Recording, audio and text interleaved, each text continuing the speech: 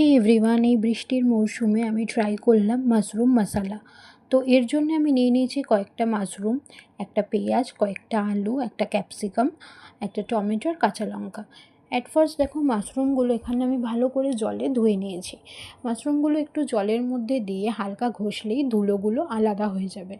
দেন মাশরুমগুলোকে জলে ভালো করে ধুয়ে একটা কন্টেনারে রেখে একটুখানি জলটা শুকিয়ে নেবে। দেন তারপর এটাকে মাঝখান থেকে কেটে নেবে, তোমাদের যেরকমভাবে ইচ্ছা আর কি। দেন এরপর আমি এখানে আলু, পেঁয়াজ, টমেটো সব কেটে নিয়েছি।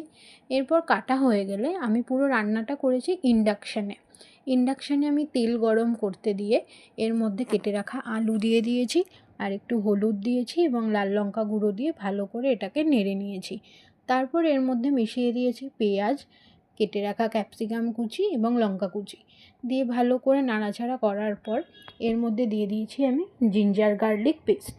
এটা দিয়ে ভালো করে পুরোটাকে মিক্স করে কিছুক্ষণ ওয়েট করে এরপর দিয়ে দিয়েছি আমি মশলা, যেমন হলুদ, লাল লঙ্কা গুঁড়ো, জিরে গুঁড়ো, ধনে গুঁড়ো দিয়ে ভালো করে আলুটার সাথে পেঁয়াজ মশলাগুলোকে ভালো করে কষিয়ে নিয়েছি।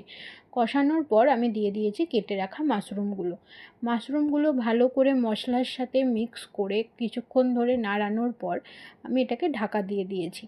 এই রান্নায় আমি কিন্তু কোনো জল ইউজ করিনি।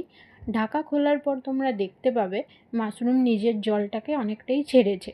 তো এইটাতেই এনাফ, মানে যেহেতু মাশরুম মশালা করছি তো এটা একটুখানি মাখা মাখা হবে, যেটা খেতে হেভি লাগে। দেন এর মধ্যে আমি টমেটো কুচি দিয়ে দিয়েছি, টমেটো কুচি দিয়ে আবার ভালো করে এটাকে নেড়ে ছেড়ে ঢাকা দিয়ে দিয়েছি।